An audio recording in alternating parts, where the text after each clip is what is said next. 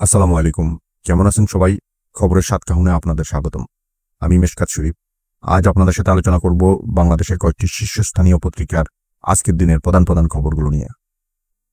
আজকের খবরগুলোতে রয়েছে অন্তর্বর্তী সরকারের গাড়ি কেনা থেকে শুরু করে কৃষি তথ্যের সমস্যা, পাসপোর্টের অনুমোদন, বিদ্যুৎ উৎপাদনের চ্যালেঞ্জ, প্রবাসীদের ফেরত আসা, শ্রমিকদের মামলা প্রত্যাহার, মালয়েশিয়ায় বাংলাদেশিদের আটক, ডাকসু নির্বাচনের রিট এবং মহেশখালী মাতারবাড়ি উন্নয়ন পরিকল্পনা।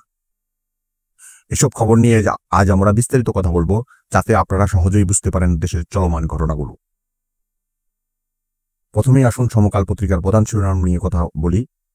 আগামী সরকারের মন্ত্রীদের জন্য 60টি গাড়ি কেনা হচ্ছে। এই খবরে বলা হয়েছে যে অন্তর্বর্তী সরকার আগামী সরকারের মন্ত্রীদের জন্য মিৎসুবিশি পাজেরো কিউএক্স 2427 সিসি মডেলের 60টি গাড়ি কিনতে যাচ্ছে, যার প্রতিটির দাম 1,69,00,000 টাকা।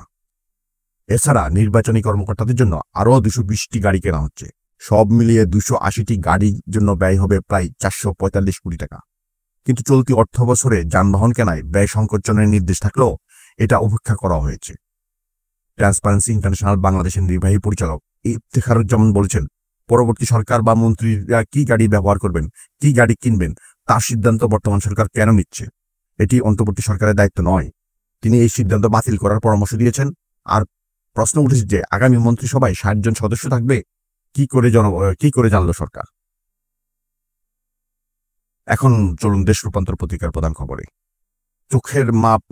চোখের ম্যাপে জমির মাপ। এতে বলা হয়েছে দেশে প্রতি বছর ফসল উৎপাদন হিসাব করা হচ্ছে শুধু অনুমান করে, অর্থাৎ চোখের দেখায়, যার ফলে জমির পরিমাণ এবং উৎপাদন বেশি দেখিয়ে সরকার নিজেকে ভালো দেখাতে চায়। কিন্তু এই অনুমান নির্ভর তথ্যের কারণে বাজারে অস্থিরতা তৈরি হয়, যা ভোক্তাদের কষ্ট দেয়। প্রতিবেদকে বিভিন্ন পর্যায়ের লোকজনের সাথে কথা বলে জানা গেছে যে লাভ কমায় কৃষকরা বোরো ধান চাষ ছেড়ে ভুট্টা, সবজি বা ফল বাগান করছেন, যা থেকে তারা দ্রুত এবং বেশি লাভ পাচ্ছেন।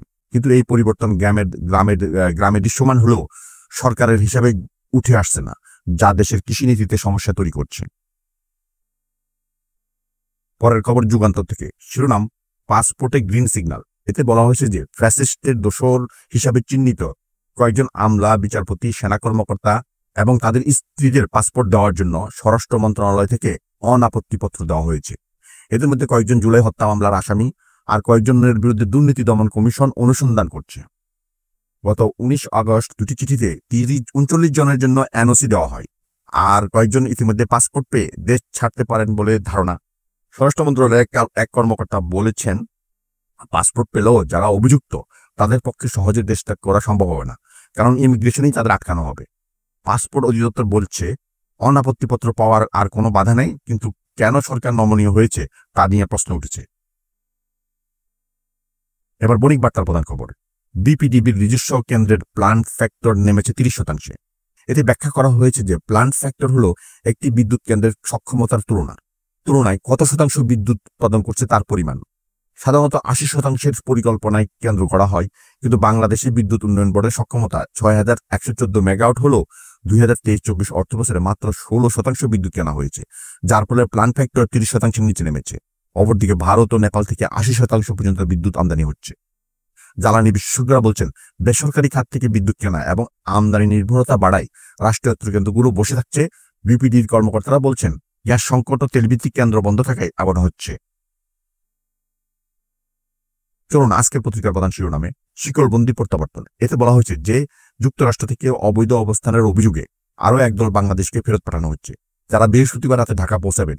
উন্নত জীবনের আশায় বিদেশে গেলেও তাদের ফেরত আসতে হচ্ছে হাতকড়া আর শিকল বাঁধা অবস্থায়, যা অপমানজনক। গত 2 আগস্ট 39 জনকে একইভাবে ফেরত পাঠানো হয়েছে, আর তারা অভিযোগ করেছেন যে দীর্ঘ যাত্রায় তাদের এমনভাবে বেঁধে রাখা হয়েছে। অভিবাসন বিশেষজ্ঞরা বলছেন, হাতকড়া ব্যবহার সীমিত করা উচিত, শুধু নিরাপত্তা ঝুঁকিতে, কারণ একটা মানবাধিকার পরিপন্থী 2024 সালে এখন পর্যন্ত 150 জনের বেশি ফেরত এসেছে। পরবর্তী খবর প্রথম আলো থেকে। প্রায় 48,000 শ্রমিক মামলা থেকে মুক্ত। এতে জানা যায় যে বিগত আওয়ামী লীগ সরকারের 8 বছরের শ্রমিকদের বিরুদ্ধে হওয়া মামলাগুলোর প্রায় সব প্রত্যাহার হয়েছে, যার ফলে 47,728 জন অব্যাহতি পেয়েছেন। তবে গাজীপুরের একটি শ্রমিক হত্যার মামলায় প্রত্যাহার হয়নি। ঢাকা গাজীপুরে 45টি মামলা ছিল, সবচেয়ে বেশি আশুলিয়া থানায় 15টি। এগুলো রাজনৈতিক কারণে বা আন্দোলনের জন্য হয়েছে। বাদী ছিল পুলিশ বা কারখানার কর্মকর্তারা। শ্রমিক নেতারা বলছেন সব মামলা রাজনৈতিক নয়, অধিকার আদায়ের জন্য হয়েছে। এখন নিউ এজ পত্রিকার খবর, মালয়েশিয়ায় অভিযান ৩৩৭ বাংলাদেশি আটক। এতে বলা হয়েছে যে মালয়েশিয়ার কুয়ালালামপুরে বুকিত বিনতাং এলাকায় অভিযানে ৭৭০ বিদেশিকে আটক করা হয়েছে, যার মধ্যে ৩৭৭ জন বাংলাদেশি। অভিযোগ মেয়াদোত্তীর্ণ অবস্থান, পরিচয়পত্র না থাকা ইত্যাদি। অভিবাসন দপ্তর পরিচালক বস্কি ওসমান বলেছেন, স্থানীয় অভিযোগের ভিত্তিতে অভিযান চালানো হয়েছে, যেখানে অনলাইনে জুয়ার জায়গাও পাওয়া গেছে। পরের খবর মানবজমিন থেকে, ডাকসু নির্বাচন নিয়ে নতুন রিট। এতে জানা যায় যে ঢাকা বিশ্ববিদ্যালয়ের ডাকসু নির্বাচন নিয়ে হাইকোর্টের আদেশ স্থগিত রাখায় নতুন রিট দায়ের করেছে বাদ পড়া প্রার্থী জুলিয়াস সিজার তালুকদার। তিনি তার প্রার্থিতা ফিরিয়ে দেওয়ার দাবি করে নির্বাচন স্থগিত চেয়েছেন। গত ২৬ অগাস্ট চূড়ান্ত তালিকায় নাম ছিল, কিন্তু নিষিদ্ধ ছাত্রলীগের সম্পৃক্ততার অভিযোগে তা বাদ দেওয়া হয়েছে, যাতে তাকে আত্মপক্ষ সমর্থনের সুযোগ দেওয়া হয়নি। এতে শিক্ষার্থীদের মাঝে অস্বস্তি তৈরি হয়েছে। সবশেষে ঢাকা ট্রিবিউনের প্রধান শিরোনাম, মহেশখালী মাতার বাড়ি ঘিরে মাস্টার প্ল্যান, জিডিপিতে $১৫০ বিলিয়ন যোগ করার লক্ষ্যমাত্রায়। এতে বলা হয়েছে যে অন্তর্বর্তী সরকার কক্সবাজারের মহেশখালী ও মাতার বাড়িকে সিঙ্গাপুর বা সাংহাইয়ের মতো বাণিজ্যিক কেন্দ্রে গড়ে তুলতে চায়।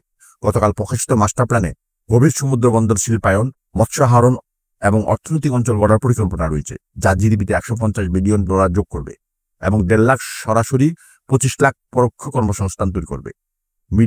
মিডার চেয়ারম্যান আশিক চৌধুরী বলেছেন, সমুদ্র কেন্দ্রিক অর্থনীতির মাধ্যমে এটা সম্ভব। আজকের জন্য এটুকুই। আশা করি বিস্তারিত আলোচনা আপনাদের কাছে ভালো লেগেছে। আবার দেখা হবে। ভালো থাকবেন। আল্লাহ হাফেজ।